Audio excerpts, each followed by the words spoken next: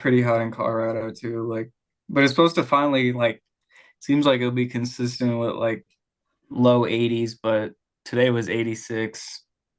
I Mm. bet yours is like, is it still in the hundreds? I think it might have touched 100. We've been pretty good lately, but yeah, we've been pretty good lately. It was like let me check. They said it might have reached 100, but no, I didn't. Well, the rest of the week is hot, but I don't know. It Okay. goes up and down. It's Yeah. not like hundreds high wise. It's like 95 and lower. So it's still hot. I don't think it makes a Yeah, difference that's annoying. at that point. I don't think it makes a difference. Yeah. Um, okay, you ready to go now? Then Yeah. okay, cool. All right, welcome back everybody to another episode of the Sideline. My name is Rishi Oza, My name's Asher Hiram. and we have football to recap. Finally, I feel like I don't remember how we did it last semester or last year because I was working on Sunday, so I didn't really get to watch all of them. So we might have Yeah. just done Broncos. I don't remember how we did it, but we're going I back to the roots. yeah, I Good think we games. did like I think we tried to do like all games, but there would definitely be some games where like um I don't know. I feel like I think we went through every game, but like I would talk for like some of the games, like for Yeah, most of them. I mean like some of them like yeah, mostly, you know what I mean? yeah. Because Um I could only yeah. watch the Fox games, and even then it was like one or two. Yeah, no, So that's crazy. yeah, it was a crazy year, but back watching football full time, which is very nice. I'm very excited So about that. let's I turned go. on Red Zone for the first time in 2 years, and it was like, Hey, that's so hype, dude. I love Red it was Zone. It took like I was watching it during the afternoon games, but I couldn't watch the 11 a.m. games live.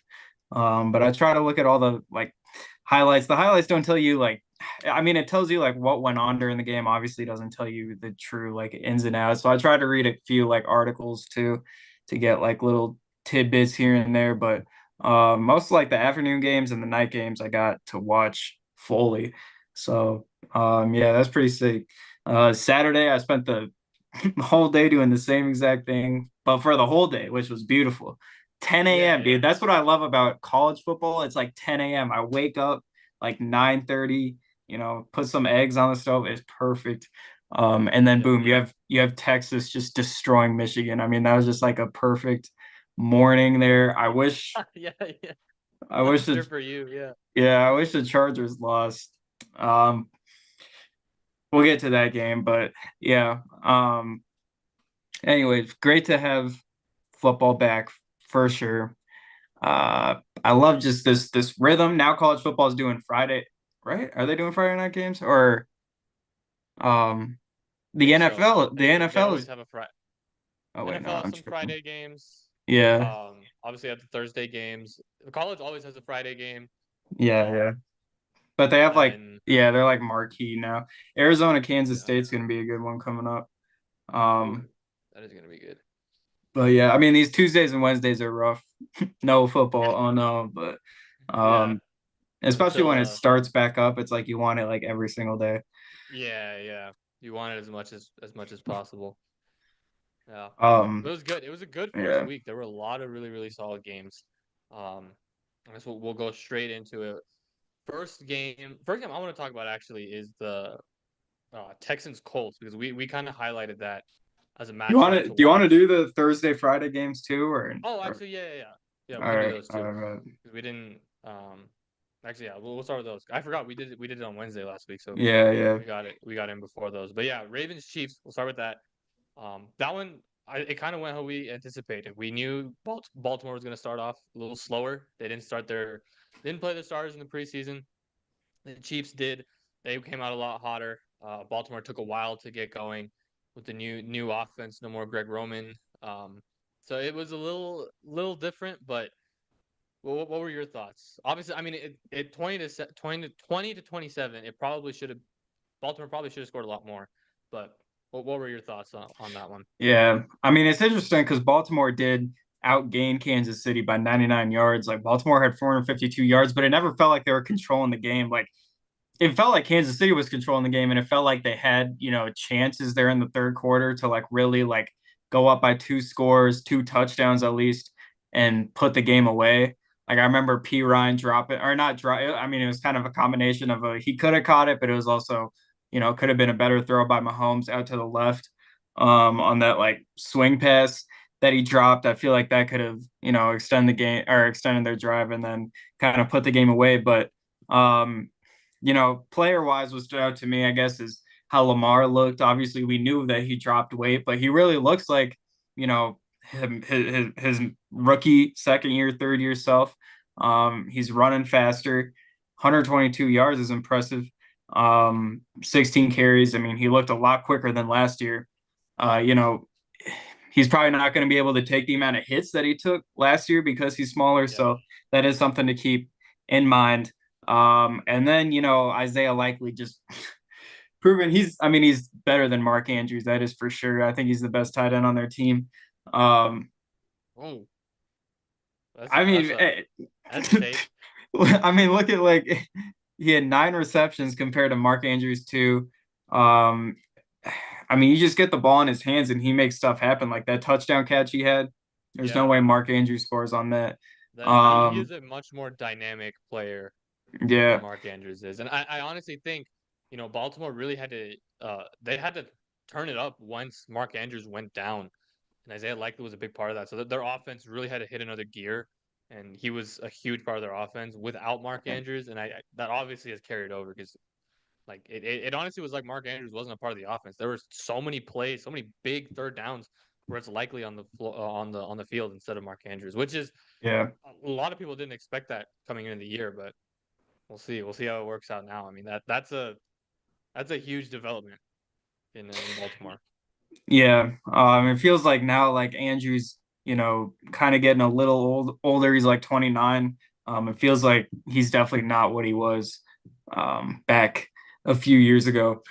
Derrick Henry, obviously part of the team, but there's still just like lack of weapons for Lamar. I feel like on the outside, like Zay Flowers is good, but he really only gets the ball like outside of a rare deep pass here and there. It's just like all behind the line of scrimmage stuff or quick game stuff. They don't really have like a true, I guess it's not like you really need a number one guy, but they don't. I They mean, don't have one outside at of Zay all. Flowers, it's not like Bateman is really anything. Aguilar at this stage of his career, not really. So it was just the Zay Flowers, Isaiah Likely, Lamar Jackson scramble show.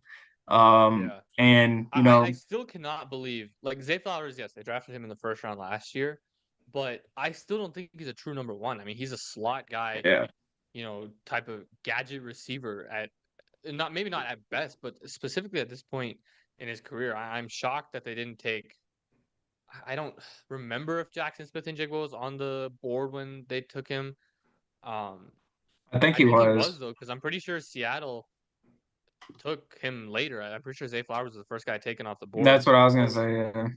So I'm surprised they didn't take him. I'm surprised they didn't at least target him. I'm still so shocked they haven't made any sort of move to go and get somebody. I mean, with all the Ayuk drama that happened, Baltimore was not mentioned a single time in any of those rumors. It was always Pittsburgh and New England for some reason. Like, how are you going to let New England be more aggressive in terms of getting a weapon for your best player than you are? It makes zero sense. I still do not understand how this man's prime of his career. They luck into drafting Mark Andrews. Now, once again, I mean it's not luck, but they draft two really good tight ends, but they don't get any more help on the outside, and it doesn't make any sense to me. I understand it's hard to do that, but I don't get it. I really don't understand. Yeah, on the Chiefs side of things, they just always manage to find a way to win games. It's crazy. Like, I mean, their luck, I feel like, is just insane. Like, I know they were unlucky in that Lions game last year in the opener. But man, between this and like the championship games, the Super Bowls, um, I mean, there's a lot of luck involved. And, again, Isaiah Likely's toe just on the line. Um, so, it is what it is. But uh, Chiefs look like the Chiefs, honestly, outside of Travis Kelce only having 3 receptions. They found a new speedster in Xavier Worthy. Of course, he scores 2 touchdowns. Um, and that little handoff play that they had to him was nice. His second touchdown was just anyone could have scored on that one. Just Yeah. busted coverage, but um, I I can't tell if the Chiefs are better or worse than they were last year. Because last year they really weren't that like good up until the playoffs. Like it definitely seemed like they, were beatable. I feel like they went like 11-5 or something like that.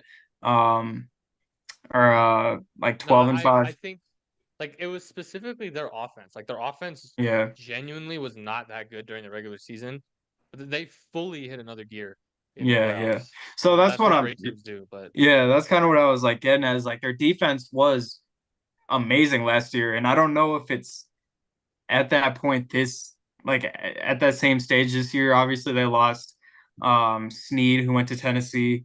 Um and then I mean it seemed like Nick Bolton was just kind of getting torched uh in coverage. I think they lost Willie Gay too. Maybe they lost him like 2 years ago at this point, but um I don't know. I yeah, don't I feel like this defense is not as good as it was um last year, but we'll see. I think their offense has a chance to be better though. I mean, obviously getting Worthy is huge.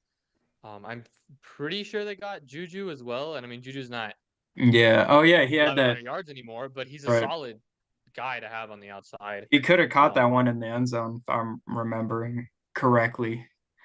I don't remember, Like the front but front left pylon, he had it in his hands and it got knocked out, I think. oh yeah, was that you? I don't remember. Honestly, I forgot this game I happened think. I until know, right? It happened I so looked. long ago. That's why I'm like struggling to like remember Yeah, things. but I think their offense does have a chance to be better. I mean, last year it was very, very evident the lack of dynamic weapons that they had, and obviously an extra Pacheco still looks very, very good. Kelsey, I think we're gonna start to see a decline in his Yeah. production. We saw it a little bit last season, but he was still a very, very productive tight end. I think you're gonna actually see a dip. Um, I mean, you don't think of him as an older guy, but he's the same age as Gronk, and Gronk's been retired for like 2 full seasons, uh, and retired already once before that. So it's like he's an older guy. I think he's 35 this season. Like um, he's not a young dude. And as a tight end, especially as heavily utilized as he's been over the last few years, it just makes sense for him to wear down now. But getting Worthy is huge, and Rushy Rice still being there, I guess he's good. Yeah. Somehow is allowed to play, but he's good and still looks to be good and is still going to be good. So they have playmakers now, and that's what they needed. And the Yeah. run game is still like I feel like I remember Roquan Smith said it last week. He was like, "You have to stop the run because that's what makes him go." And everyone's like, "Oh yeah, the famously run heavy Kansas City Chiefs and Andy Reid offense." Like, dude, did you watch them last year? Like, they were a run heavy team, and the reason why their offense worked so well in the playoffs is because they were able to do so much off of play action, off of RPOs, off of like classic Andy Reid plays, and that's why they were so good. Is because Pacheco was getting like 6 yards a carry, and the mobility that Mahomes was able to show off. So they were like Baltimore wasn't able to stop the run as effectively as they would have liked, and that's what it came down to. But in the second half, they really battered down and did it. That's why Baltimore's offense looks so much better. Uh, but yeah, like Roquan Smith was right. You have to make him one dimensional. You have to force him to throw it and specifically throw it like past the sticks. Because if they just keep dunking it down, like that's exactly what they want to do. Yeah, it feels like for the first time since I don't I mean since Tyreek Hill definitely that like Kelsey isn't the number one guy. I feel like that Mahomes is looking to. It seems like that's Rashee Rice, and it's going to be interesting to see if he does get suspended and to see how the Chiefs will look. Obviously, they still have Hollywood Brown that's going to come back that we haven't seen yet, but um, Yes, yes. I knew I was missing someone. Yeah, yeah, for but I sure. mean, he's not as good as Rashee Rice is. So, we'll see what their offense looks like when slash if he gets probably more of a, I mean, should be when he gets suspended. But we'll see on that. But anyways, yeah, Chiefs, man, that happened so long. I was about to like, I was trying to think, have they played 2 games? Um, no, they've only played 1 game. Anyways, next game on Friday, Packers Eagles. This was a great game as well. Um, I did not. I wasn't able to watch a second of this game, so you're gonna have to yeah. Well, take it away. I was working actually. I forgot about this. I was working He was that also night. working. Like, well, yeah, but I could kind of like well, I was listening to it on the radio, and then they had it on at the Papa John's because I'm working two jobs now. Um, at the Papa John's, so I kind of watched it a little bit here and there. But um, what stood out to me, like what honestly seems like it affected the game a lot, was the slipping on the field. Like, I heard that. remember I like saw the that was an issue. remember how it was an issue in the Germany games, I think. I mean, it was worse than that. It's like they were playing on a soccer. It's meant for soccer, but it was turf, I believe. So maybe it was like a different type. I don't even know, but players were slipping all over the place, and it seemed like Jordan Love was really uncomfortable. He was not accurate at all. Like compared to last year, he missed several throws, throwing over dudes' heads in the end zone. Just missing guys behind. But it felt like he wasn't comfortable like planting his back foot and just firing because it seemed like oh, am I gonna slip once I plant my back foot, because everybody else is slipping all over the place. So I feel like that was honestly a huge issue. But um you know outside of that, Josh Jacobs got going in the second half, but he really was like a non-factor in the first half. It'll be interesting to see. Aaron Jones had a really good debut for the Vikings, so we'll see.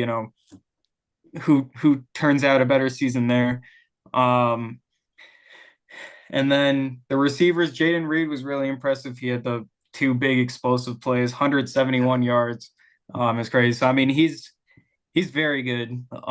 Him, Christian Watson, Romeo Dobbs, maybe no true number one guy again, but I don't think it matters. I think these all three of these dudes, present their own, challenges to the defense, and they're all like unique in their own sorts of ways. So, Jordan Love is hurt. At least it's not season ending. Like the Packers can definitely bounce back. I think it's like 3 to 5 weeks. Um, and so not the end of the world. We'll see if Ryan Tannehill goes there. He was waiting for the right fit before he signed, which means, oh, let me wait for a quarterback to get Wait for injured. someone to get hurt. Yeah. There's no way they're confident in Malik Willis. Like, there's no way But they're I guess he's confident because starting. He's starting week 2 apparently, but we'll see. Going forward. yeah, Maybe they bring in Tannehill, uh, you know, tomorrow or something, and then like have him as the backup, whatever for the game. I don't know, but and then start him in week 3. But yeah.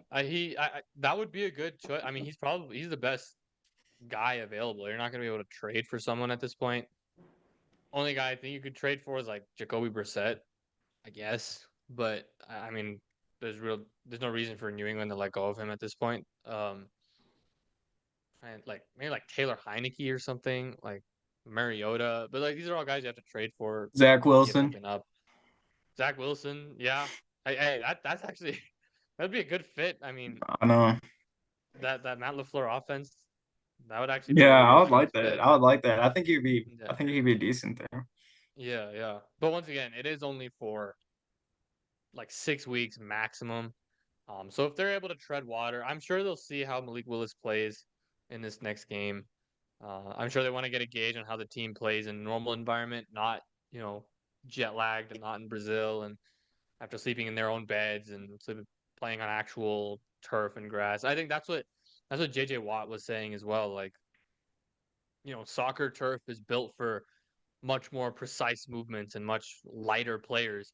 It's not meant for 300-pound guys to be ripping it up every single time they go down and run a play. So I'm sure that played a factor into it. But I like Tannehill there. I mean, he's a good quarterback. He's a good game manager guy. That's all they need until then. I think the run game can carry them. They have the playmakers to be able to make it work. I completely agree with you. Like, there's no true number one in that Green Bay offense. I mean, next week Christian Watson could have 7 catches for 100 yards and a touchdown, and Romeo Dobbs and Jane Reed could take a back seat. Like it really does. It really changes every single time they go out there. But that it is an interesting wrinkle because I honestly thought that this Green Bay team had a chance to win the division and compete. But now they're gonna be, if they can stay around like 500 until he comes back, then I think they still have a shot. But if they're like 2-5 or something when he's back, and that's really really hard to bounce back from. Although they might have been 2-5 last year, so who knows? At some point, Yeah, I forget, but maybe it was something like that. Maybe 3-5. Um, I mean, their defense should be good. You know, Phillies are a really talented offense. I thought Hurts, he played pretty poorly in the first half, but in the fourth quarter he was so clutch, like just throwing dot after dot after dot to effectively like end the game for the Eagles. Um and so I think overall, he did throw two interceptions. But I thought overall, especially in the second half, he played pretty well. But you know, Eagles defense, I expected more from, I guess. Also, like Vic Fangio, there. Green Bay should have scored way more points than they should have if Jordan Love actually threw the ball accurately for the entire game. But Philly's secondary isn't that great. Their linebackers not great, but so yeah, it'll be. I don't know about Philly. I think they'll be better than last year, just with more like continuity in their coaching staff. But man, it seemed like for the first half it was really ugly at first. I'm remembering now. In the first quarter, it was really ugly, offensively for the Eagles. Like they couldn't get the ball moving at all. There were tons of flags, and it felt like their 1-6 streak to end the season last year. But then in the second half, as Hurts played better, they turned it up. So obviously Saquon Barkley, 3 touchdowns also. He looks phenomenal. It's crazy. yeah, I thought he looked washed in the first half, but then all of a sudden he broke out these crazy runs, except that he should have had like a 70-yard touchdown. He's in the open field. The whole right side of the field is wide open, but there's a blocker and a defender getting blocked towards his left, and he somehow runs into the back of the defender who wasn't even like looking. Like he had the whole right side of the field open. If he just would have turned right like a foot, he would have had a whole touchdown. But then he ran in the back of the defender who wasn't even looking. I don't know, it was weird, but he still had 132 yards, 3 touchdowns. uh Great game there. yeah. He's on my fantasy team, so I saw his stats. At least I wasn't able to see that game, um, but I saw his stats. I could tell that he was having a really really good game. But he's a huge addition to that offense because I like DeAndre Swift is a fine running back. He's not bad. He's fine. But Saquon Barkley adds so much more on the ground as a runner. Like it is ridiculous. So I love that addition for them. Yeah, Jason Kelsey's gone, so their offensive line is not going to be as cohesive and as together as it has been over the last few years. But it's still going to be very, very good, and it's still going to you know, help out the run game tremendously. Lane Johnson is still there. They still have Dickerson. They still have Jordan Mailata. Like they still have really, really, really good guys on that offensive line. So to me, like that is such a perfect addition. He's a guy who's worth spending money on, and to add him alongside Devontae Smith and AJ Brown is huge. Um, so I'm excited to see how that Philly offense works because honestly, I think that was their bigger issue last season. It wasn't the defense. I mean, the defense wasn't great. Obviously, they fired both coordinators, but their offense was the real issue. I mean, it looked like it was stuck in mud the entire time. Like nothing was working. They couldn't run the ball the way they wanted to. Hurts was constantly injured during the regular season. He was never 100%. Um, so hopefully, if they're able to stay healthy, I think this offense is going to look like how it did in 2022. But I'm still not confident in the defense because I don't like their secondary. I think their secondary is really Yeah, that's old. what. Like Yeah. it's just so old, and I mean, we said like guys with dynamic receivers like Green Bay are going to be able to beat them no matter how talented of a guy of a coordinator Vic Fangio is. Those receivers are going to be able to beat them. And now I didn't watch it, but assuming the fact they put up 29 points with Jordan Love playing mediocre shows that it was because the receivers being able to create so much after the catch. So Um, but yeah, Yeah, we'll see. Obviously, week one doesn't tell everything, so we'll see. right. But that's what I thought, I guess, from just seeing the score.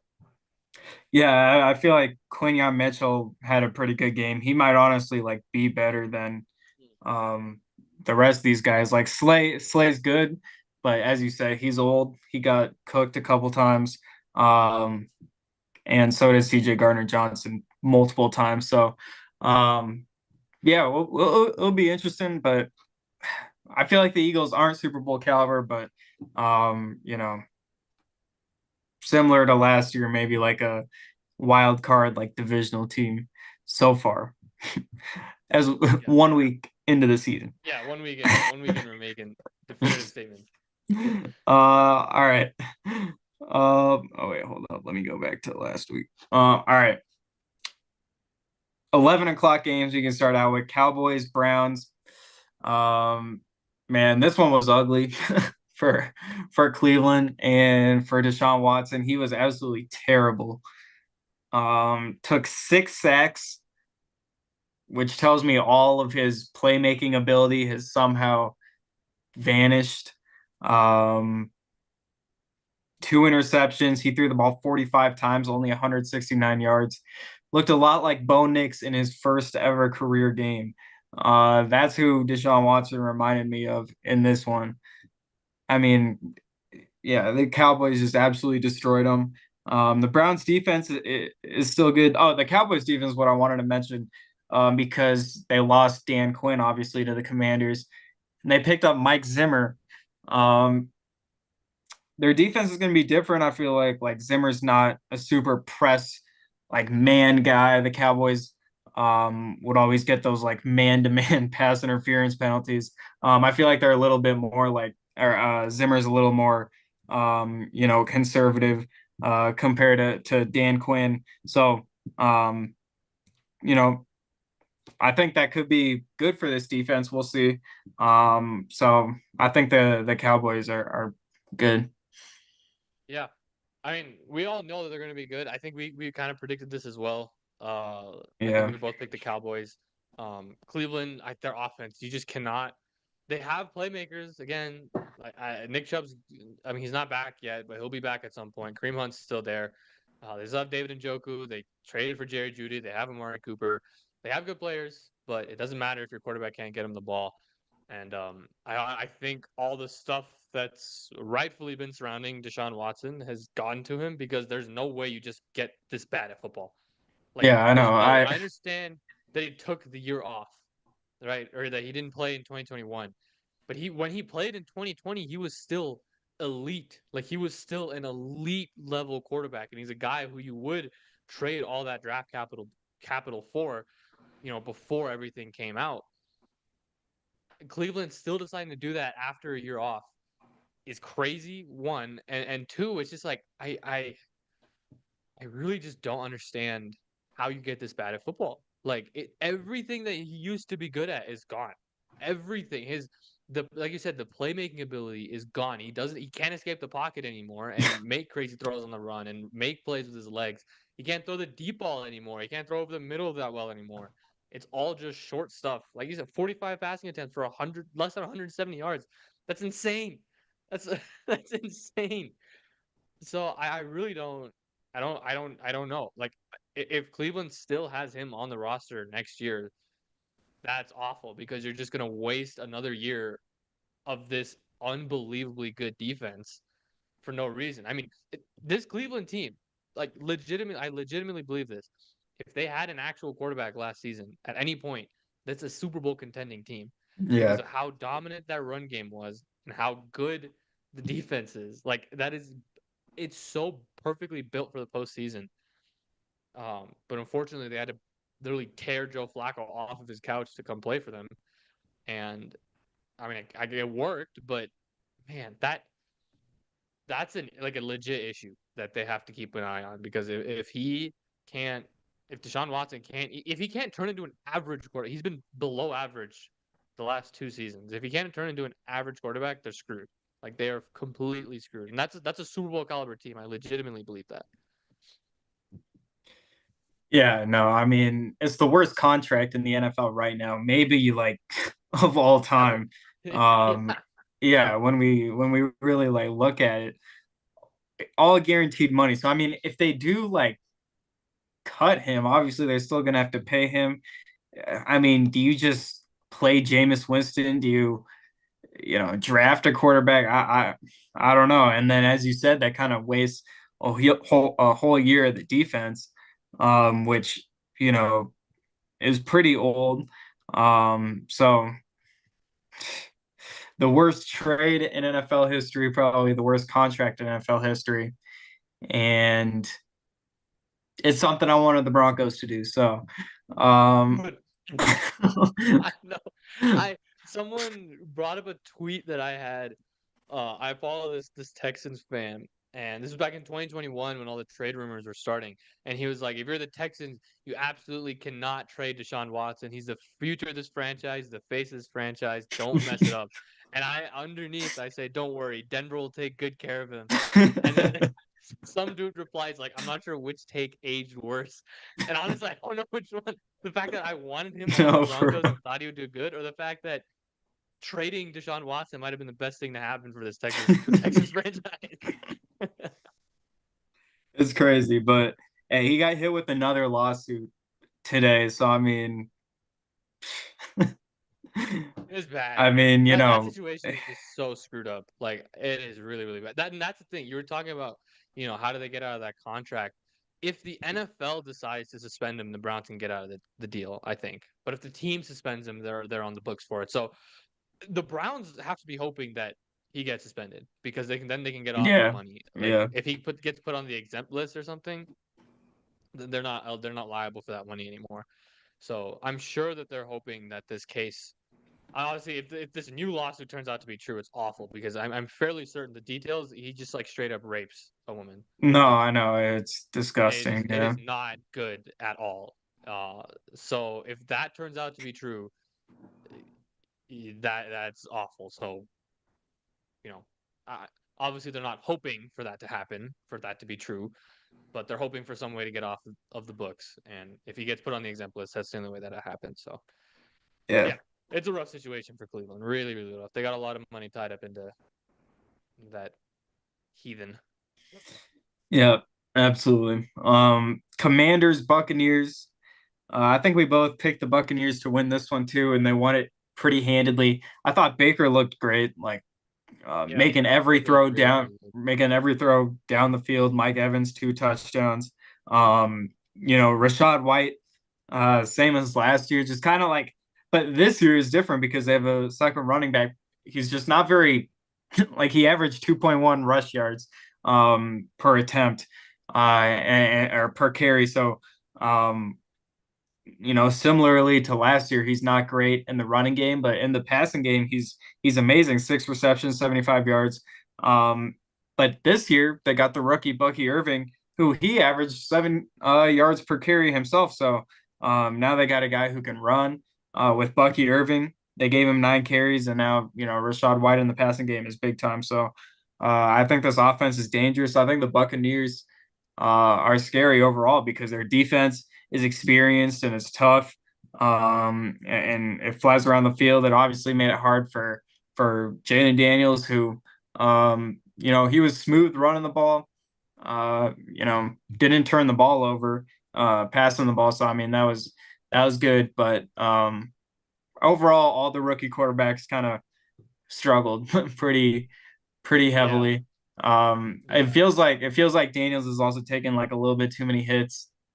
Uh, Gets hit pretty hard sometimes. I mean, he did that in college. Against NFL players, he's just going to get hit even harder. So I feel like he's got to chill out on that. But he did have 2 rushing yards, touchdowns. So um, I guess he can take advantage of it when he's young. But um, yeah, outside of that, Commanders probably going to be a rough season for them.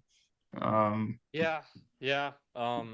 Rough season for them probably, and I think big reason is just the lack of weapons on offense. I mean, it's really hard. Like, I mean, Austin Eckler was their big, you know, signing. He had 2 carries. 2 carries. Like that's insane. Obviously, Brian Robinson is the bell cow back. You want him to get majority of the carries, but Austin Eckler only getting 2 carries is crazy. He was a leading receiver, but even then, only 4 catches. So I thought that they didn't throw it as much as I would have liked them to. Only 24 pass attempts, but keeps Daniels efficient, keeps him clean. I know he took a couple of big hits, but it keeps him as clean as possible. Just and it plays into his strengths, which is his mobility and his running. Um, but I thought he looked good. Honestly, I really did. But yeah, the lack of weapons is gonna hurt. I mean, it's really gonna hurt. Um, and that offense has to be a little more creative. But like you said, Bucky Irving in Tampa is huge. I that is like it's such a change of pace back that they've been missing for the last couple of years. I mean, Bucky Irving at Oregon, he was so good. He's such an explosive and dynamic playmaker with the ball in his hands. Um, and honestly, I thought he would have made more of an impact as a receiver, but with how good Rashad White is catching the ball out of the backfield, there's no reason to have two of those guys. So giving him the ball as more of a kind of like a Jaleel McLaughlin role, getting him out in space, getting him just change of pace touches, that's pretty big. I mean, he's really really good. I really like him. So that addition to that backfield is pretty key. And yeah, echo your point on Baker. He looks really really good. He looks really solid. Mike Evans still looks really good. I know uh, Washington's secondary is not exactly elite, but he still looked really solid. And Baker, he was mic'd up. He was saying, yeah, if Mike Evans is 1-on-1, it's a cheat code. Like you just throw it up to him, he's going to make the play. And that's been the case for the last 12 seasons. And it doesn't Yeah. look like it's going to change anytime soon. But yeah, I like Tampa. I mean, Tampa was one possession away from beating Detroit in the playoffs. They were really, really, really close to being in the NFC Championship game. So this is a good team. They're well coached. Todd Bowles is a good coach. Obviously, they play in a very weak division, but they still have a chance to make some noise. I like that team, and I'm so glad Baker is having like fun playing again. I mean, it really shows. Last 2 seasons have really showed that this is a guy who just got blamed for a lot of the problems that weren't his in Cleveland, and yeah. But the fact that he's good now in another spot and Deshaun Watson sucks, that warms my heart. Hmm. um, Another running back who had a great game. Speaking of Bucky Irving, I guess Chargers and Raiders game. J.K. Dobbins comes out of nowhere, 10 carries, 135 yards, and a touchdown.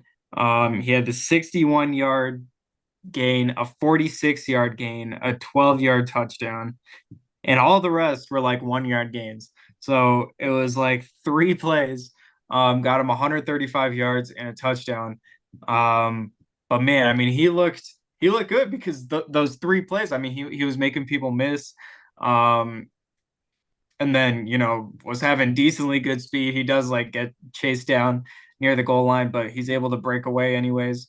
So I mean, if he's back somehow to where he was, he doesn't have to take the bulk of the carries. They gave Gus Edwards 11. So I mean, you don't really have to hopefully worry about too much wear and tear with him only like getting 15 touches a game maybe. So I mean, the Chargers, they kind of lucked into it with these three takeaways that they forced, including that Khalil Mack. I feel did they get in the end zone on that one? They got close to the end zone. He like Yeah, returned I it don't. for Yeah, yeah, he returned it for like 20 yards, but um seemed like both teams didn't look great overall, but the takeaways that the Chargers forced, ultimately won them the game probably. So I mean, I don't know. What did you think about this game? yeah. I didn't watch a ton of it. I watched some of the end. But yeah, the offenses both looked pretty stinky. Specifically Vegas, they looked bad on offense, like actually really bad. Um, Chargers offense, it looked like a John Harbaugh offense. It was very, very run heavy. Herbert didn't throw the ball down the field that much, which could be. I don't think it's a concern going forward because I know Harbaugh they're gonna adjust to that and go towards his strength. Once again, it's week one, so certain things that happen are not going to be exactly what the rest of the year is going to look like. But he didn't throw the ball down the field that much, and that is what Justin Herbert's strength is. But they also don't have many weapons or receivers for him to throw to, so I'm sure that plays into it.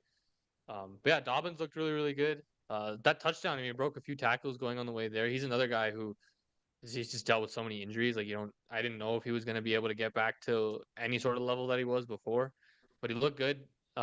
Joe Alt looked really good. His primary matchup was Max Crosby, and he allowed zero pressures when Max Yeah, Crosby was facing him in pass rush situations, which is horrifying because if he already looked that comfortable against one of, if not the best edge rusher in football, and on day one, then that's a horrifying sight for the rest of the league. Because I mean, he's going to turn out to be a generational talent because yeah, he looked really, really good. Um, yeah. but yeah, Also, overall, like it just has both offenses have to look better because if they play like that against other teams with better offenses, then they're going to get cooked. yeah, there's also that weird decision by Antonio Pierce. Like the Raiders were down in the fourth quarter, Oh, halfway and he through the punted. fourth quarter, and yeah, he punted it on 4th and 1 on the Chargers side of the field.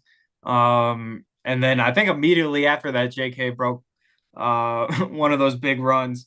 Yeah, yeah, yeah. Immediately after that, he had the 61-yard run. So I mean, weird decision there. Is that like inexperience?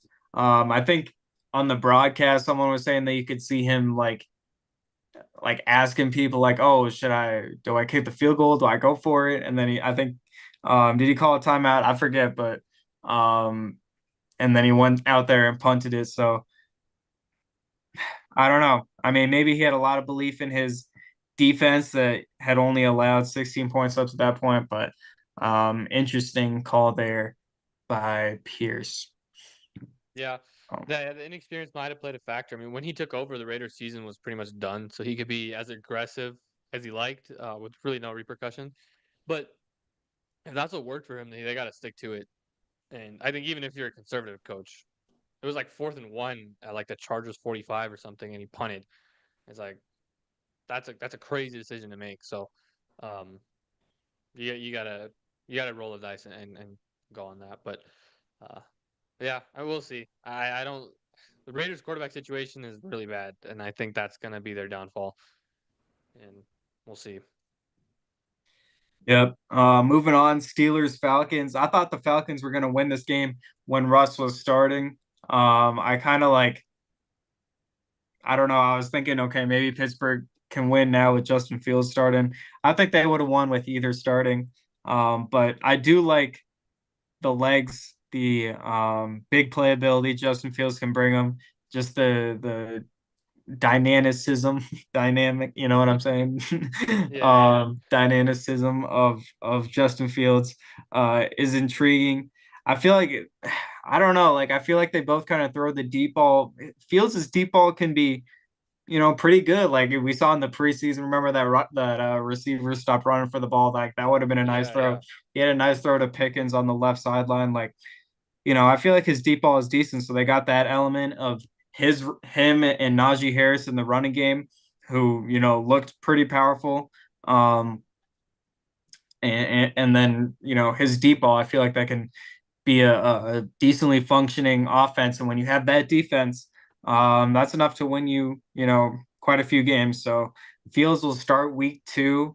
It'll be interesting to see how he does against the Broncos defense, and then to see you know the how much that really affects if Fields does come into Denver and win that game.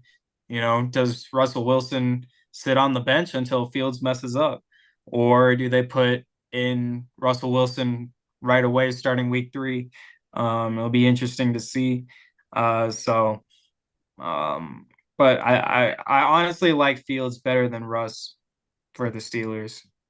yeah. I like to me for Pittsburgh, they're a middling team with either quarterback, but you have the opportunity or middling offense, I would say, because their defense is incredible.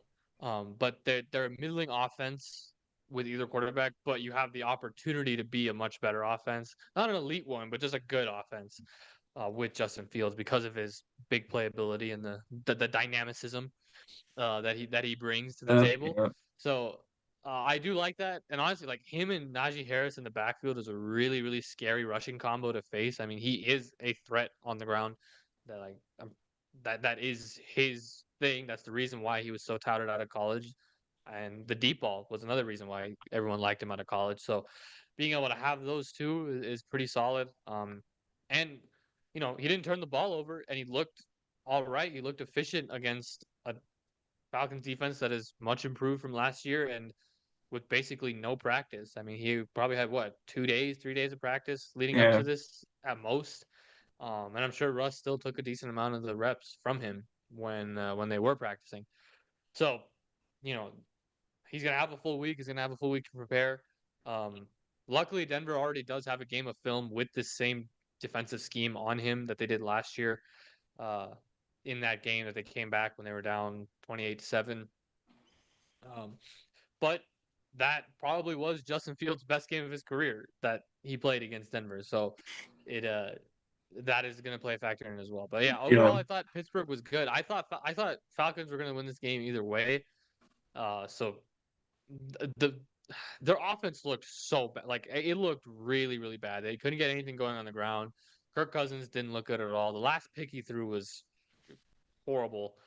Um, so that's a little concerning to me because that offense is going to go if Kirk Cousins goes. If his lower body's cooked after the Achilles injury, which is very possible. I mean, he's like 36. Like it is 100% possible for that to happen.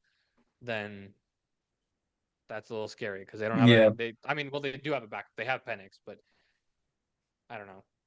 His leg might yeah. be equally cooked. Yeah, for sure.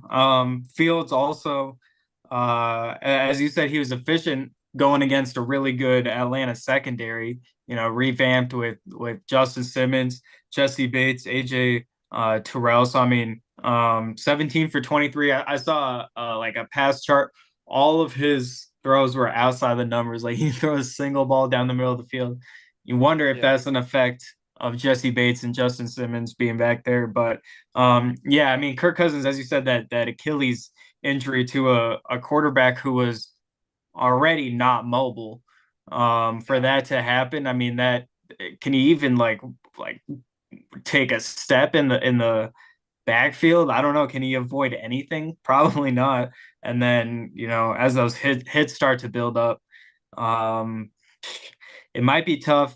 I might give him a little bit of slack for his poor decisions today, just because it was his first. He didn't even play in the preseason. His yeah. first game First game in in a while. in a long time. So I mean, we'll see like week 3 and 4 where he's at. But yeah, that injury is a major concern. Maybe that's why they drafted Michael Penix. So Yeah, maybe they knew. Maybe they could tell. yeah, exactly.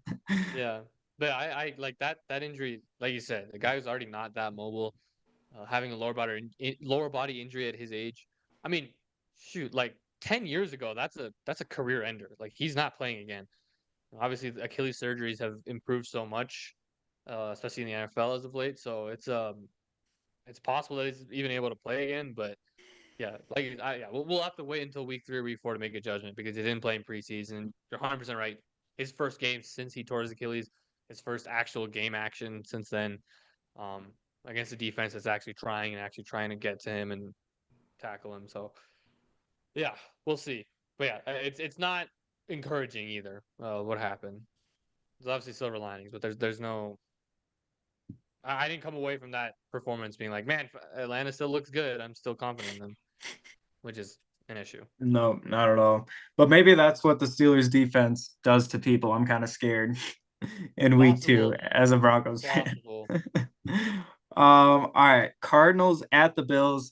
This game kind of, well, first of all, I made money off of this game, so it didn't piss me off. But in the beginning, it kind of pissed me off because the Cardinals were up 17-3 and then they were blowing the lead. But I did get them at plus 6.5, so I'm happy about that. But anyways, yeah, it was a game that the Cardinals could have won. Um, Up until Josh Allen took over. This is why he's one of the best quarterbacks. I mean, you know, you can get down 17-3 because of his mistakes, like the fumble, but then you can also come back and win the game. because of him, and that's exactly what happened. Like he just took over with his legs, took over with his arm. He was really good passing the ball, um, and he he without Stephon Diggs, he made do with these kind of new receivers, Mac Hollins and Keon Coleman. Keon Coleman had a nice catch on the sideline, like near the end zone, which was good to see. And then Khalil Shakir looks pretty good. Yeah. Shifty.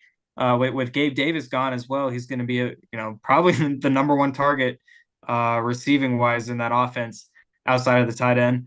Um, I'm still concerned about the Bills. I think they have a decent offense with James Cook's running game and just Josh Allen's overall like amazingness, but defensively, I kind of worry about them. They allow 28 points to the Cardinals, and Marvin Harrison didn't even like do anything. So James Conner had a good game. Kyler Murray looked pretty good, but overall, like Josh Allen really just took over.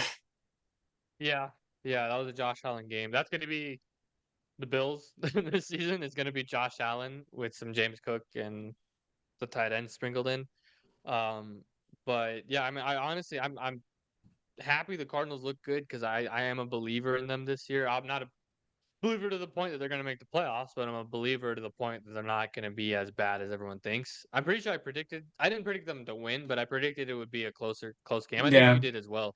Um, I think we both predicted it was going to be somewhat close but because we both picked the Bills. Yeah, yeah, we but both picked the Bills. But that yeah, that defense does concern me. I mean, Matt Milano out for the season with his injury, which really sucks. They already, don't have that many proven corners, and then they lose Jordan Poyer in the offseason as well, who was an all-pro caliber safety.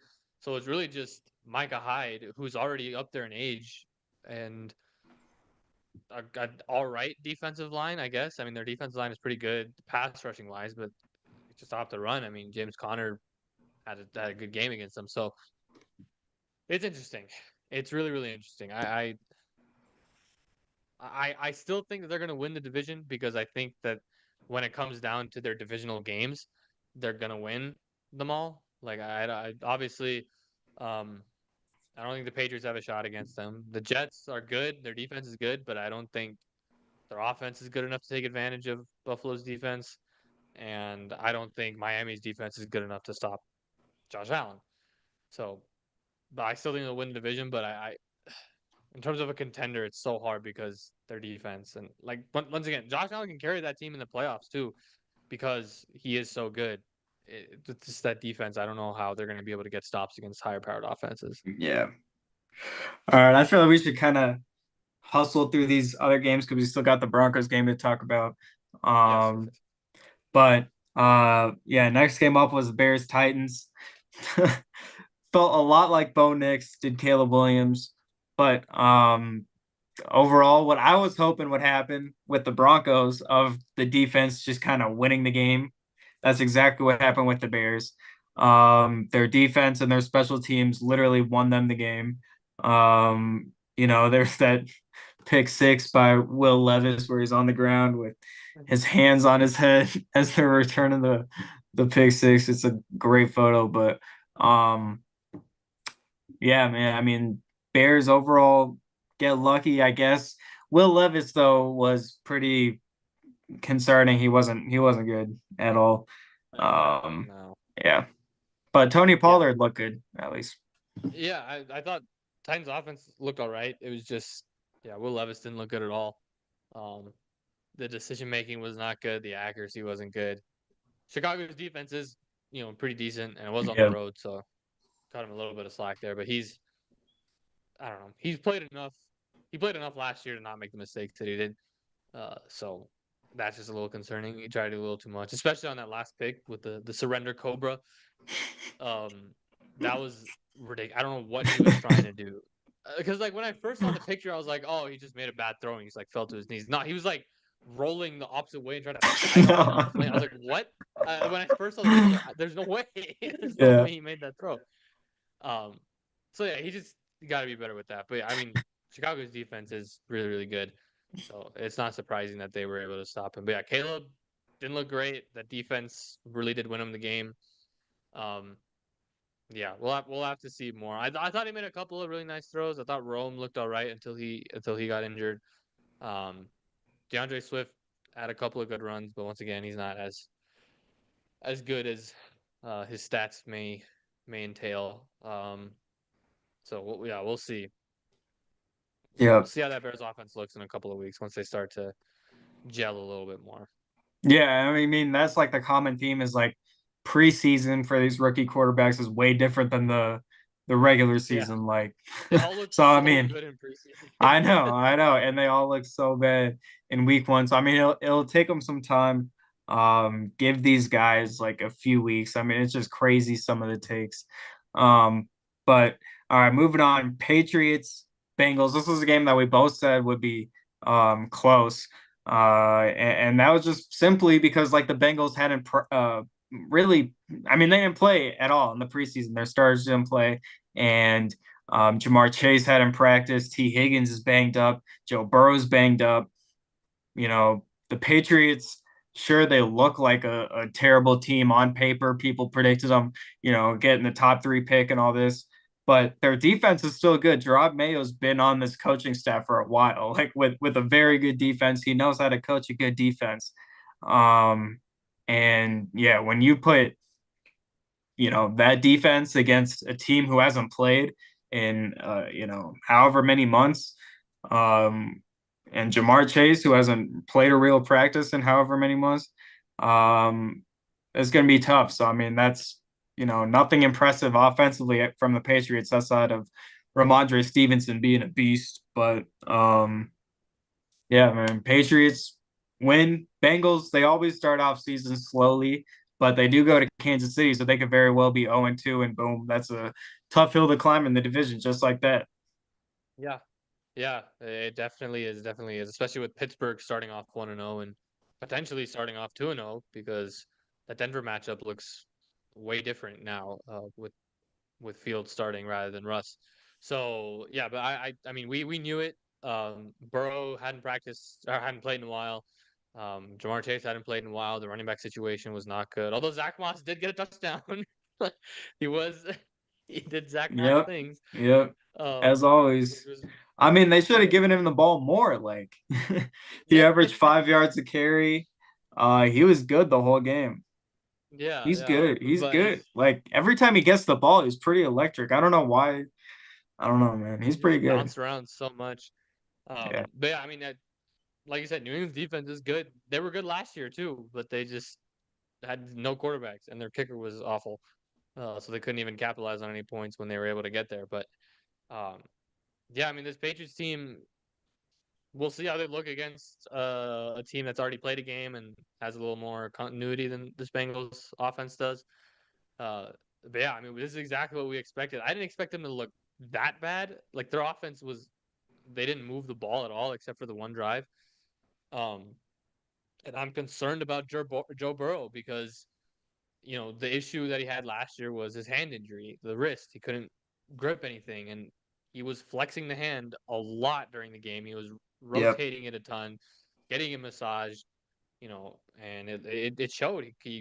They couldn't throw the ball down the field. He didn't look like himself, and that is a legitimate major concern. If he cannot grip the ball properly and cannot throw it properly, that offense is severely limited because it goes it doesn't even go as he goes. It goes as the receivers go. But if you can't get them the ball, then that's the issue. So we'll see how they look next week. Maybe, I mean, obviously they needed a tune up.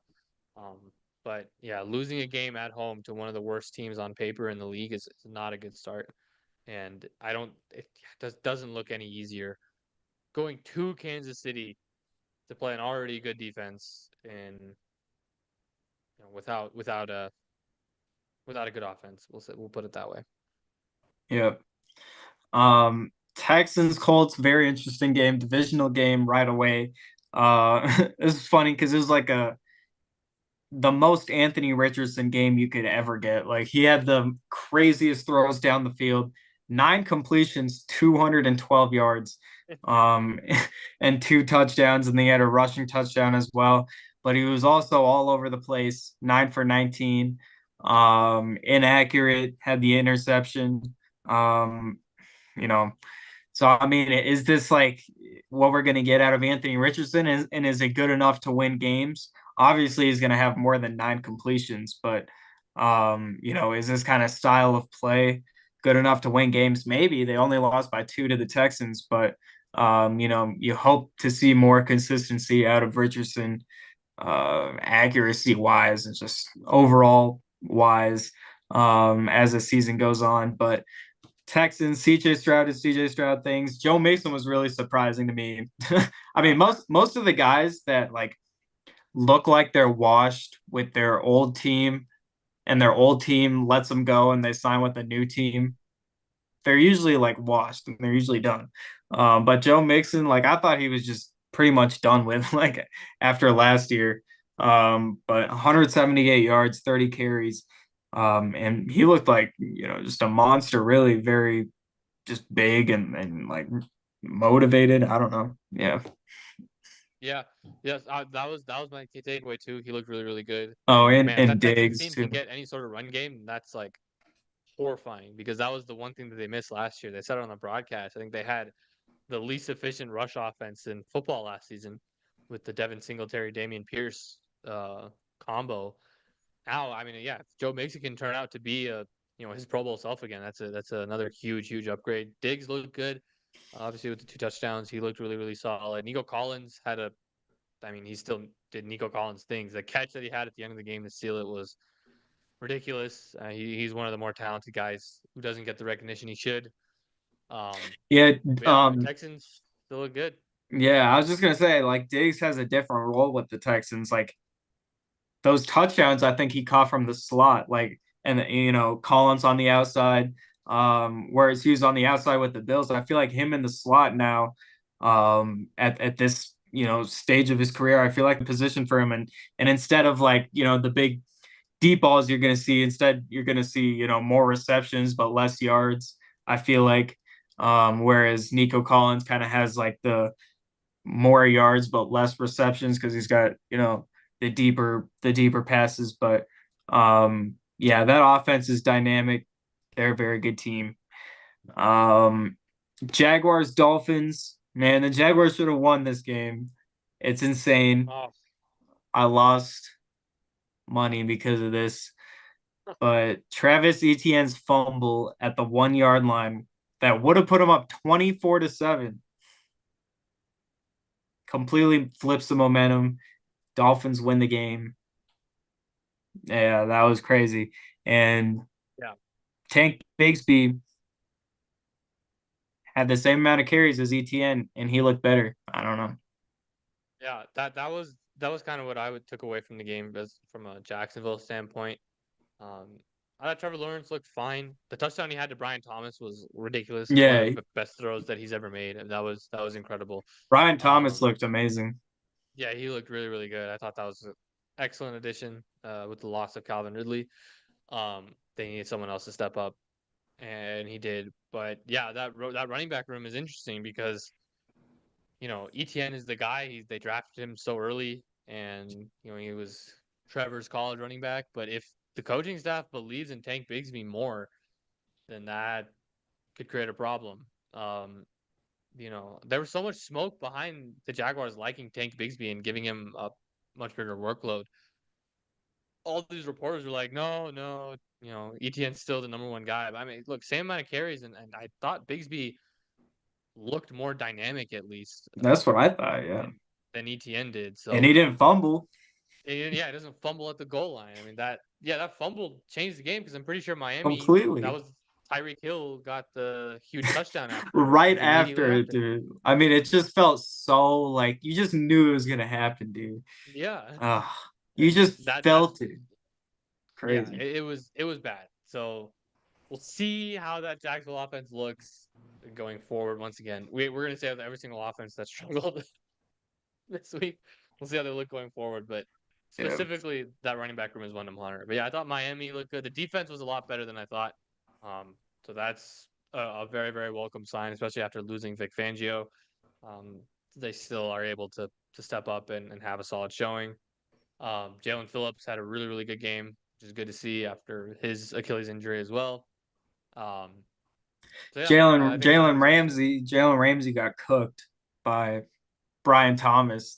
the day after That getting was his I know, contract. I know, right? That was crazy, but that just goes to show how good Brian Thomas is. Yeah, Um, Saints Panthers. This was a nasty game. Like Saints right away started off with that Rashid Shaheed touchdown, deep down the field. They've got weapons like he's pretty good. Him and Olave. Um, yeah, those are two. Olave didn't even do anything, and they still scored 47 points. Obviously, Kamara is still good. So, I mean, there's some weapons. It just kind of depends on how well Derek Carr plays. He played terribly last year, but this game he looked, I mean, very good. 19 to 23, three touchdowns. Um, Carolina, Bryce Young. I mean, that's looking scary. scary. It's It's scary. It's looking getting scary. scary. It's looking bad. Yeah, it's looking bad. Um, It's looking bad. But once I don't again, know. I don't know. they didn't have any picks to surround him with weapons. I don't blame Bryce Young for the situation he's in at the I moment. know, That's but all on the it's just Panthers front like, office. But he didn't look good either. Like he's not making the best with what he has exactly. So I mean, well, yeah, we'll see. And Jonathan Brooks is the guy who they took in the second round, I believe. He's supposed to be really good, but I think he's on the pup list right now. So whenever he comes back, we'll see how that offense looks as well. But yeah, the same thing with the Saints. They got some good weapons. Derek Carr looked really, really good. Had a had a very cool moment after where he was talking trash with JC Horn, and he's like, yeah, I got 3 touchdowns on you. Like, oh, that's good. That's yeah, good. I like to see some energy come out of Derek Carr. So that was nice to see. But we'll see what they look like when they're not playing the Panthers. yeah. That pretty much is what it comes down to. It is the Panthers, so you can't really take too much out of it. Vikings Giants, you also can't really take too much out of the Vikings. Sam Darnold started off 12 for 12, or maybe 11 for 11 in this game, maybe 12 for 12, which is just insane. Kind of the first time Sam Darnold's had like a real opportunity with a real supporting cast and a, good offensive mind. So I mean, he could potentially revive his career here. He's got a whole year to prove himself. This is a great opportunity for Darnold, and he started off very well. Aaron Jones looked good. He looked fast. 109 yards and a touchdown. Justin Jefferson, obviously, uh, there. Jordan Addison. It's a good team. It is the Giants.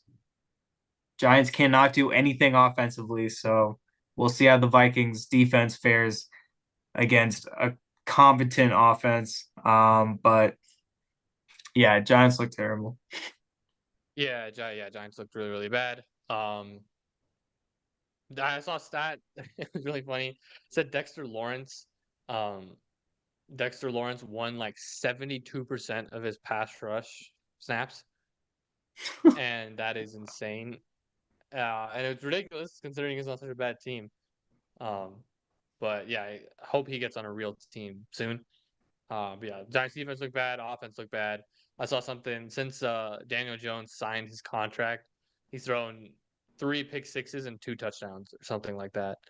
Uh, so not great. Giants essentially paid him off of one half decent year in a really good playoff game. Uh, so yeah, yeah. Vikings defense. There was a quote that came out. It's like we we like felt bad for Daniel Jones. Like this is Jonathan Grenard. He's like, yeah, we felt bad for him at a certain point because the fans were booing him, and like Oh the my boos were as God. loud as it would be on like third down on defense. It was like, oh my god. Yeah. So they like felt bad for him. That's how horrible the showing was. But yeah, I mean that's it's an interesting situation. I Yeah. wonder if Dable gets canned. I wonder they're gonna have to choose between Daniel Jones or Brian Dable. I feel like, and it's not like they're at a crossroads, but you just you have to choose Yeah. which one to take. So Or, their GM Shane too. Maybe, yeah, I mean, I guess he's the one who gave him the contract, so maybe they go off of him, but Um, at least Malik Neighbors had 66 yards with Daniel Jones as quarterback. That's impressive. In your Yeah. first career game. All right, Broncos, Seahawks. Finally, we're here.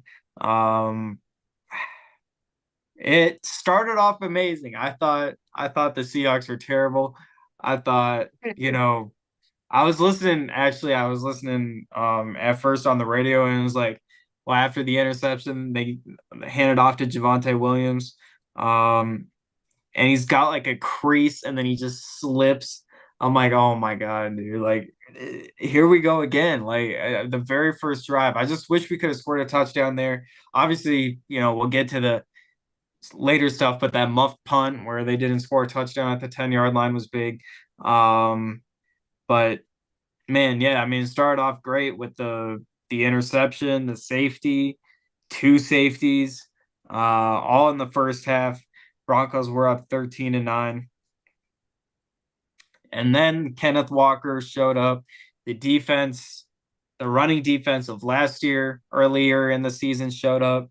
And after that, it just felt like the Seahawks were just, shoving the Broncos basically all the way down towards the goal line. And it never really felt like the Broncos, they had chances here and there to get back into the game, but it never really felt like they would actually win this game. No, no, they had a chance, and especially coming out of halftime, like they were able to get points going into halftime, which felt like a major win because it was somewhat of a competent drive from Bo. To coming out of halftime and get the ball, you're up four, go three and out. And that third quarter was really the game. They couldn't do anything in the third quarter. I think they had a stretch where it was like 6 or 7 straight three and outs.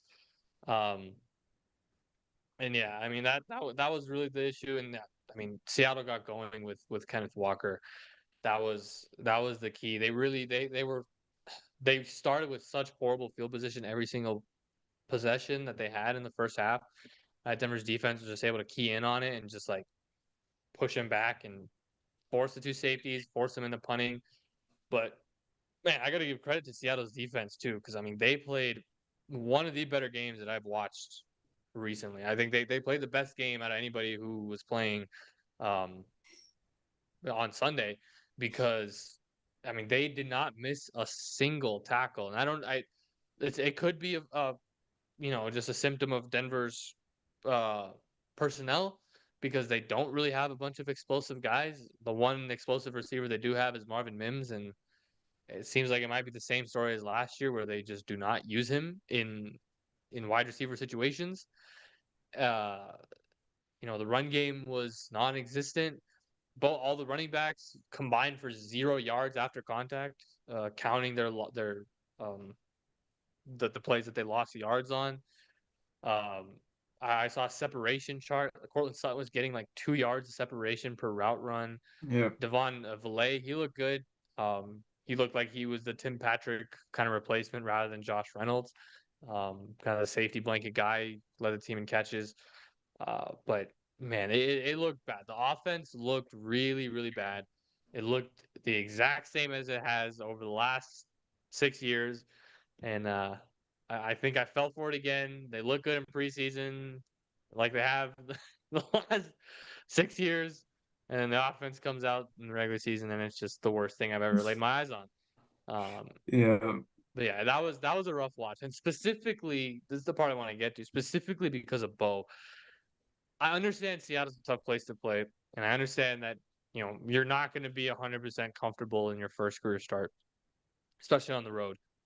But man, everything that he did well in the preseason just did not show up. He was throwing off platform again. He wasn't reading the defense well. He was forcing throws, which he didn't do that in college. He didn't do it in preseason. I don't understand where that habit came through, but he forced a ton of throws, trying to do way too much. Um, obviously there were the drops. He tried pushing the ball down the field, but they were dropped. Like there was nothing he could do about like 4 or 5 of the plays. And yeah, I like that he was able to make some plays with his legs because the offensive line really they really let him down. I think they allowed the most pressure uh, per snap out of any offensive line in the league. Once again, Seattle's defense is very good, but it was the offensive line had a really really rough showing. Specifically Ben Powers. I mean, he got it handed to him. But yeah, that first performance from Bo was concerning. The title of this video is a panic button on? No, because he's a rookie in his first career game. I don't care if he's a billion years old. He's a rookie. Uh, so no, there's no panic button, but it was very concerning and not encouraging at all. Yeah, I mean it's the NFL. This isn't the Pac-12. It's not USC's defense. Yeah. Um, it's Seattle with a whole new, brand new defensive scheme, head coach guy who had the number one, defense in Baltimore. So I bet, some of these looks the Broncos had never even seen before on Seattle's film from last year. Yeah, as you said, very tough environment to play in. I'm not taking too much at all really out of this uh game. Yeah, those drops were brutal. That little Jordan Humphrey one that would have had him the first down. It's just like because it really felt like, okay, can we actually get a drive going here? And then he just drops it. And it's like no. And then Sutton, there was one he could have had. Bo was like kind of stepping up left in the pocket and then threw it. It was like a little behind him. I hated the TV broadcast didn't even show the replay of it. And they Yeah, were just yeah. like, oh, Bo missed him. I'm like, wait, did they really miss him? And then you couldn't see, they didn't post the replay. So you had to wait a whole day until the whatever film came out. And like it was like right here. It was like he could have caught it maybe. Yeah. I It's wish not he an could have easy helped him catch. It's out. not an easy catch or No, throw. Like you're on the move both ways. It's across your body, but that's still a catch that we've seen him make and he should make. yeah. I was really disappointed in the running game. I thought that's where we could have like done something against the linebackers of Seattle and against the defensive line. Like their D line is really good. Like rushing the passer especially. But so I thought we could have like ran the ball against them, and it was just outside the first run of the game where Javante got 9 yards. There was just absolutely nothing. He ended with 23 off of 8 carries, so that means he had um whatever number that is, 14 and 7 carries, which is terrible. So disappointed in Javante. He could have had a touchdown, like even on his first run where he got like shoelace tackled. Like good running backs can break those ankle tackles and stuff. I know he got him by the foot, but like guys can just stay on balance. And then he obviously slipped on his second run. He really only had one impressive run the whole day that I remember, where he was like getting hit in the backfield and then kind of squirmed away and got like 4 yards, and that was his best run. Um, Jaleel McLaughlin, he had opportunities. He had 5 receptions, 10 carries. Running game was just terrible with him, but I do like what he did receiving the ball wise. Um, Estime had that one good run and then fumbled. So then that was the end of him. That was McLaughlin. McLaughlin McLaughlin fumbled. fumbled? Yeah, he fumbled on the catch. Yeah, but Estime fumbled, but Troutman recovered. Um, Oh, really? Wait, when was that? I don't even remember that. yeah, when he hurdled the guy, he had like a 12-yard rush. He hurdled someone, came down, and then a guy fumbled it, but it bounced right to Troutman behind him. Oh, I don't And even then remember that. and then that was Wow. his last carry. Damn. Oh, yeah, I don't Um, remember that at all. Well, oh yeah. wait, that was his Okay. first carry. Yeah. I mean that it happened. So, um, yeah. So painful. Defense looked. It is just really crazy how it's different players, different GM, different owner, different coach, and just the exact same stuff, dude. Like the defense looks good in the first half, and then the offense can never stay on the field, so then the defense gets worn down, and then they get run all over them, and it's just like an avalanche, and you're just hoping for some miraculous win at the end. Yeah. And that's exactly what happened. I don't really blame the defense. I obviously wish they could have like been a little bit of a force in the running game in the second half, but they weren't.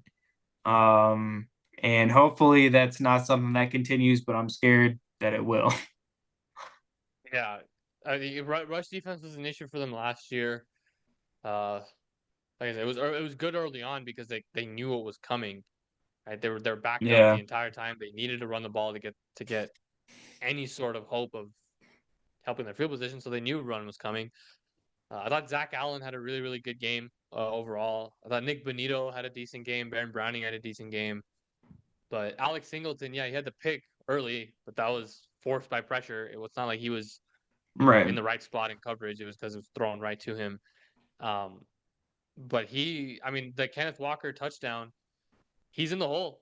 That's his tackle to make, and he did what Alex Singleton has done over the last 3 years. So yeah, he's in position to make a lot of tackles, and he makes more than he misses, obviously. But it's situations like this, and it's situation in coverage a lot of the times where he's in the right spot and he just cannot make the play. It's Yeah, constant. Um, and that was honestly kind of the game. Once that touchdown was scored, you could tell Seattle had really snatched that all the momentum back. So if Alex Singleton makes that tackle, you don't know. Obviously, one play doesn't change the entire game, but you don't know what's going to happen on that drive. And yeah, once again, it is a different defense, a newer defense than it was last year. It's not exactly the same. Um, the safeties look decent. I thought in pass coverage they did a good job. It did kind of suck. Riley Moss in leverage situations got taken advantage of. Obviously, that last third down I don't think was necessarily his fault. I mean, he was an inch away from making an I incredible play on the know. ball, and even then, it was still great coverage. Tyler Lockett just Yeah, made yeah, an incredible catch because he's Tyler Lockett and he's a very very good player. And it's an incredibly tough matchup to put a guy making his first start on. But he made tackles. I mean, he had 12 tackles, which I'm assuming led the game. I didn't see anything, but he had 12 tackles. The only missed tackle that I can really remember is on the Kenneth Walker touchdown. But I mean, he was trailing him and got stiff armed. Like it wasn't an easy one to make. Um, so yeah, I mean, I thought he played all right. Um, Jaquan McMillan played really, really well. He pretty much took Jackson Smith and Jigba out of the game, and that was a huge part of it. I mean, that's what we were kind of worried about. We didn't know who Riley Moss was going to be on, and whoever that was going to get attacked. yeah, McMillan did a good job on JSN. I guess they took their chances on Moss holding his own with Lockett. Maybe you switch that matchup, maybe you don't. I don't know. Um, but yeah, I thought overall the defense played good, but yeah, they just got worn down way too much, and yeah, they were just too tired, I think, to actually make a difference. So yeah, maybe if the offense just looks a little bit better, they convert on a few third downs. Maybe that defense just has a little more legs in them to go the distance. But we'll see. I think it all comes back to the offense still. Like that offense has to be better. Um, I really did not like the play calling from Sean Payton. Honestly, it kind yeah. of just seemed like, honestly, what I noticed, it kind of just seemed like they expected Bo to be better. And after his first few drives, where you could see he wasn't comfortable and he was a little bit overwhelmed, they were kind of like, "Oh crap! Well, now we kind of have to abandon the game plan a little bit." They stopped running it as much. Every single throw was behind the line of scrimmage or like 2 yards in front of the line of scrimmage. They didn't push the ball down the field. Um, you could see Bo was forcing a lot of stuff. So, uh, I'm like at home against still a really good Pittsburgh team, but I think a worse defense. But honestly, they might be pretty equal. So Yeah. I don't know. Pittsburgh We'll could have be to. better, honestly. Like we'll see as Yeah, the season goes on, but um, yeah, I mean that Seattle defense is impressive. There was also, speaking of Singleton, there was that weird like the Charbonnet touchdown where he ran that wheel route and was wide open. It was weird because Malcolm Roach, the defensive tackle, like backed off and then ran into the flat as if he was trying to guard Charbonnet like from the defensive tackle spot.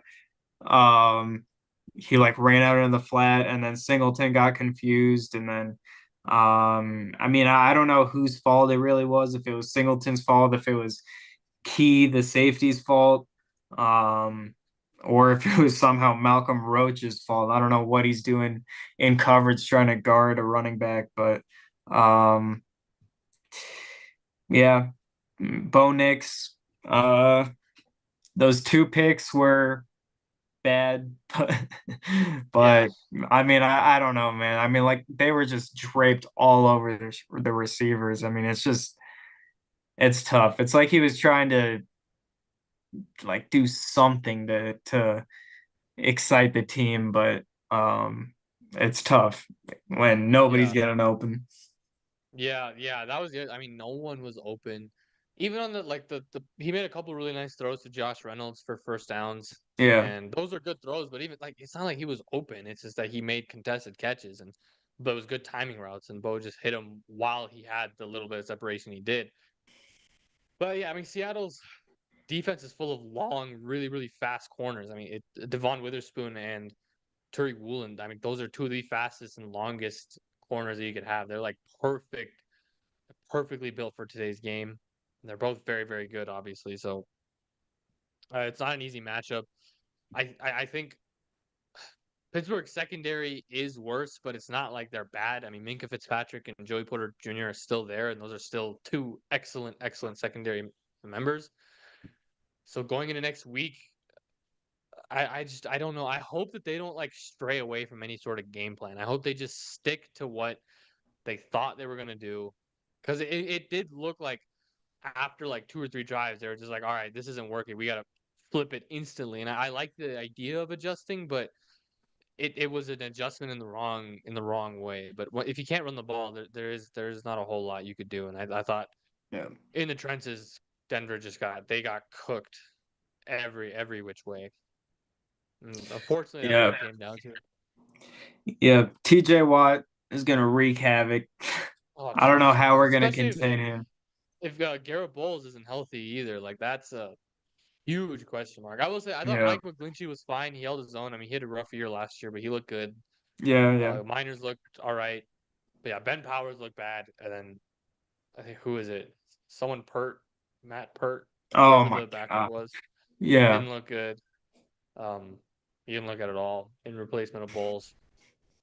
So yeah, I mean, yeah, that's because it's not just TJ Watt. You could double TJ Watt, but Alex Highsmith is still a double digit sack guy on the other side. Like they they still have a lot. Cameron Hayward's coming up the middle. Like I don't think the run game is going to look any better. In fact, it might look worse against Pittsburgh, which is a horrifying sentence. well, I think we gotta hope to pick Justin Fields off or make him fumble like he did in that game last year. Do some Yeah, fumble six thing, somehow win the game like that. Why are these the defenses he's got to start off with? Like, because everybody's gonna be if he plays badly, like there's really gonna be people saying to put in Stidham. Um, no, you can't. and Like I know, Peyton Manning said it really, or not Peyton. I think it was Bill Belichick, where it's like when you're starting a rookie quarterback this earlier in their career, you do not bench them yeah, because they yeah, have to that's work through their kinks. You have like just let them work through it, and then next season focus on if you're going to start him or not based on what you've seen. You have to be confident in them and let them do what they're doing and yep. accept your decision. Because if you bench him that early and then you want to go back to him either later in the year or next season, his confidence is They're shot. He's not going to be right, the same guy. exactly. No, I completely agree. But people are so overreactionary and everything, especially now. I don't know. People are just expecting greatness right away from quarterbacks. It's sad. But anyways, I feel like that just about do it. Um, I think so. Yeah. all We have right. the other two games, the Monday night one and the Sunday night one. But I mean, Uh, those weren't really. I mean, the Monday night one was Monday night's not much to say. I mean, San Francisco is just a much better team yeah. in New York at this Yeah, point. The Jets were not very good. Like their defense No. wasn't their D line is an issue for Yeah. sure. Jordan Mason being able to run over them like that was Yeah. not Yeah. expected at all. That was a concern. That was definitely a concern. I'm sure Hassan Reddick being out is that plays into it. Um, he would have helped that team a lot. Um, yeah, San Francisco still looks good. Purdy looks good. Ayuk had the drop in the end zone, but other than that, he looked fine. Trent Williams didn't really look that. I mean, I didn't watch much of the game, but Trent Williams in the snaps that I watched, he looked all He right. held his own. Yeah. Yeah, he looked fine. For a guy who didn't practice that much and was also in a contract dispute, he looked all right. Defense looked good. Fred Warner is Fred Warner. I mean, he's the best He's linebacker in football. So unreal. Yeah. yeah, Nothing much. Sunday night, Rams, Lions. I mean, Lions offense looked good. Jameson Williams, they look like they're involving him a lot more, which was good to see because I thought they were going to do that last season, but he they were using him a lot. He looked good. Amon Ra was not as involved as he was last season. Sam Laporta looked good. I thought they split Gibbs and Montgomery good, but it was still kind of the same situation once they got down to the goal line. It was just Montgomery because he's the bruiser. Uh, yeah, Goff didn't look that great, but I mean, Rams had a good secondary. I think, but if Puka's out for the Rams, that could be an issue. So Yeah, he's out at least the next 4 weeks. yeah, Um, yeah, but I mean, someone's gonna have to step up, like Demarcus Robinson or Tutu Atwell. They got Whittington, the rookie from Texas. Um, yeah, he you scored the know, touchdown. Good. Tyler Johnson might be the guy too. Sean Payton is just, Sean McVay is just so good at just getting guys involved, the 1-2 receivers. And so, Tyler Johnson had 5 receptions. He looked good. He might be, the guy alongside Cooper Kupp, who looks exactly like how he looked in 2021, in my opinion. Yeah. He looks phenomenal. And then He had 21 targets. 21 it's targets. And they couldn't insane. stop him. They couldn't Yeah, stop it. yeah, it's crazy. So I mean, both teams look good overall, though. Just I hate the overtime rule. Obviously, everybody does. Um, but yeah, the Lions just in overtime dominated that Rams D line. It was pretty fun to see. Just Montgomery bowl his way into the end zone. And then that was the game, and it's just like, okay, so Stafford just doesn't get a chance. Yeah. I really I hate that. I thought for a second, I was like, oh, they changed the rule, right? But I guess It's not. just for Like, playoffs. Just for you're right, playoffs. right. That's the issue. Because I honestly thought the same thing when they were going into it. Then Yeah, same. where the I think Mike Tirico was saying it, and I was like, oh, that sucks. Yeah. That really sucks. Because Yeah. I wanted it bad too. But yeah, I think that's gonna do it. I don't know if we have time for predictions. It's like No, hour and a half probably already. not. I know. But Uh, it should be a good week too. I mean, obviously Denver Pittsburgh is going to be a good game. Let me see. I know there's a couple other good ones. I think the Thursday night matchup is actually going to be pretty solid. Bills Dolphins, so that's a good yeah, Thursday yeah. night game. Raiders Ravens, Browns Jags should be good. Jets Titans, Niners Vikings. That's a sneakily good matchup. Honestly, it's a revenge game for Sam. Um, Bengals, Chargers Panthers. Chiefs. Who is it? Oh yeah, yeah. Bengals Chiefs is going to be good. Ooh, Bears, Bears Texans Texans. Sunday night.